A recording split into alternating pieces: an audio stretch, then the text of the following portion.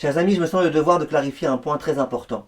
Dernièrement, il y a une vidéo qui a beaucoup circulé et dans laquelle j'ai donné mon point de vue halachique concernant un point très précis sur la Havdalah. J'ai rapporté l'opinion d'un géant de la Torah qui s'appelle le Yenouka et ensuite j'ai expliqué, j'ai dit c'était quoi mon propre avis. Principalement, majoritairement, cette vidéo elle a plu aux gens. Mais il y a quand même une petite minorité de gens qui ont mal compris. Comment est-ce possible qu'on discrédite un rave aussi grand que le Yenouka? Ou comment se fait-il qu'on puisse oser parler comme ça? Or j'aimerais vous dire quelque chose, mes chers amis, et j'aimerais vraiment que les choses soient claires. L'un des fondements de la Torah, c'est le fait qu'il y ait toujours eu des machloktot chachamim, des discussions entre les sages. Beth Hillel et Beth Shammai étaient sans arrêt en désaccord. Et pourtant, ils se mariaient les uns avec les autres. Les enfants de Beth Hillel, ils se mariaient avec les enfants de Beth Shammai. Ça veut dire que c'était une machloquette dans laquelle on avait un point de vue différent. Et personne ne pourra dire qui est-ce qui avait raison. Est-ce que c'était Hillel ou est-ce que c'était Shammai?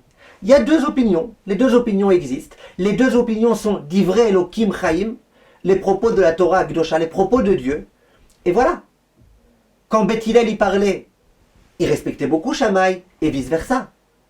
Est-ce que Hillel il devait se taire pour ne surtout pas chasvé shalom dire l'inverse de Shammai ou vice-versa? Non. Et la Mishnah elle le dit. Toute machloquette qui est l'Eshem Shamaim.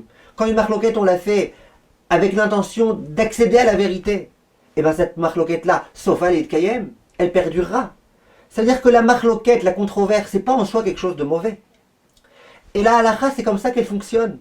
Quand le Rav Ovadia Yosef était en machloquette avec le Ben Ishraï, or que c'était un Rav qui était avant lui, quand énormément de rabbanim, au moment où ils traitent de la halacha, quelquefois ils sont bien obligés de trancher, ils sont bien obligés de ne pas être d'accord avec quelqu'un. Est-ce que ça veut dire qu'on les discrédite? Est-ce que ça veut dire qu'on les méprise? Chas v'shalom. Moi je connais ma petitesse face à la grandeur du Yenouka.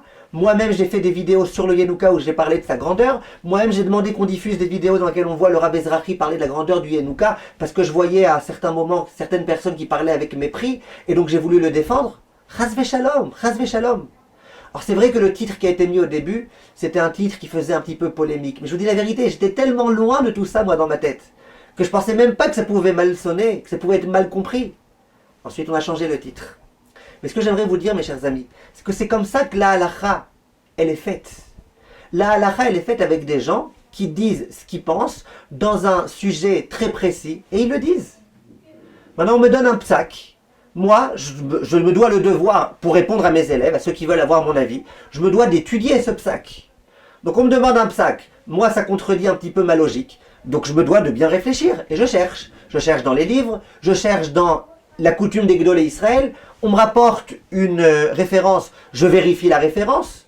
Le fait est que j'ai pas trouvé cette référence. Est-ce qu'elle existe ou qu'elle n'existe pas? Je sais pas. Mais mes chers amis, c'est pas très très grave que le Yenouka il ait pu faire un lapsus.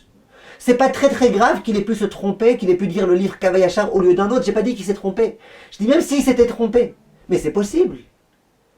Vous savez combien de fois, moi, le petit Azriel Kohenarazi, combien de fois j'ai parlé avec des Gdolé Israël et j'ai réussi à les faire changer d'avis? Le Rav Ovadia Yosef, grand entre tous, il y avait un psak qui était écrit dans son livre qu'il avait donné. Et bien j'ai réussi à lui faire changer d'avis en parlant avec lui.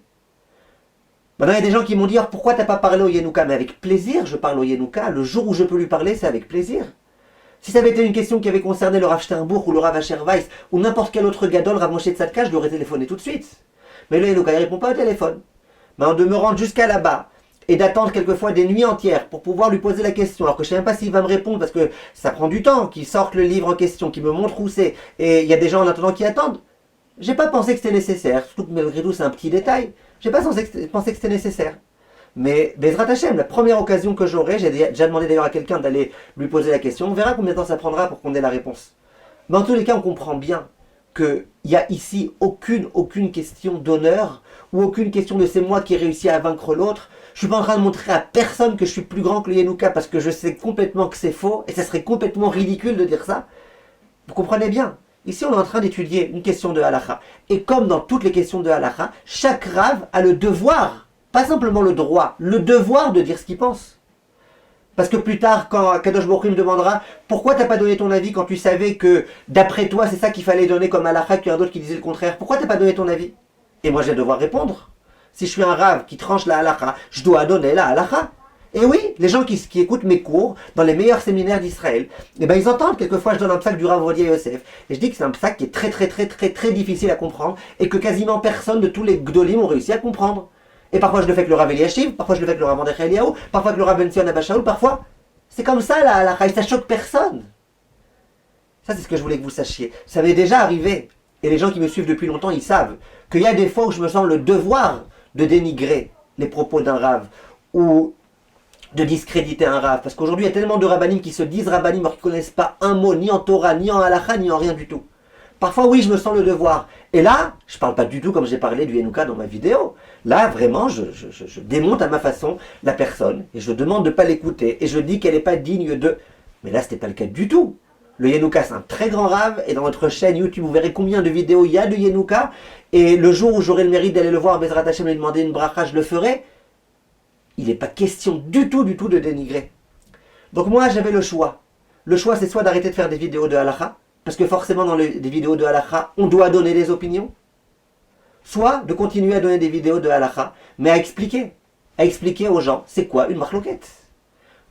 J'ai demandé conseil, et on m'a dit de faire une vidéo dans laquelle j'explique c'est quoi une marloquette, et que l'intention, c'est pas du tout de dénigrer. Et je vais vous dire plus que ça, mes chers amis, j'ai reçu de très bons échos de cette vidéo, dans le Beth Midrash dans lequel j'étudie. De gens qui sont eux-mêmes Talmidei Chachamim et qui m'ont dit « Waouh, elle était super cette vidéo ». Et quand j'ai expliqué ça à quelqu'un, il m'a dit « Bah oui, les gens du Beth Midrash, eux ils savent que c'est comme ça que ça fonctionne. Ils savent qu'on peut s'aimer, s'adorer, pas être d'accord. Ils savent que dans un Beth Midrash, on se crie l'un sur l'autre. Ils savent que dans un Shiur Klali, dans lequel il y a un grand Rosh Yeshiva qui est une sommité du Klal Israël, il y a des élèves qui peuvent ne pas être d'accord, qui peuvent poser des questions, qui peuvent argumenter. » C'était ça, toute mon intention. Mon intention, c'est uniquement de parler de Torah et de halakha et de donner un point de vue halakhique. La prochaine fois, Bezrat Hashem, j'essaierai de placer plus de phrases du genre « Sachez que ce n'est pas mon intention de dénigrer » pour que les gens comprennent bien. Mais il faut savoir. J'enseigne dans un séminaire, par exemple, dont le rav du séminaire, c'est lui-même une grande autorité de halakha francophone. Et bien, quelquefois, je ne suis pas d'accord avec lui. Et je le dis aux élèves. Là, je ne suis pas d'accord avec le rav. Maintenant, il y a des fois où on parle avec le rav, et en parlant avec lui, on voit qu'on n'est toujours pas d'accord. Eh bien, c'est pas grave, il n'y a rien de grave, il n'y a rien de terrible. Ça cause aucun problème. J'espère que vous avez bien compris ce message et diffusez-le. J'aimerais bien que toutes les personnes qui ont mal compris ma première vidéo, qui voient aussi cette vidéo, Bezrat Hashem, diffusez-la à fond. B'atzlacha, mes chers amis, et à bientôt.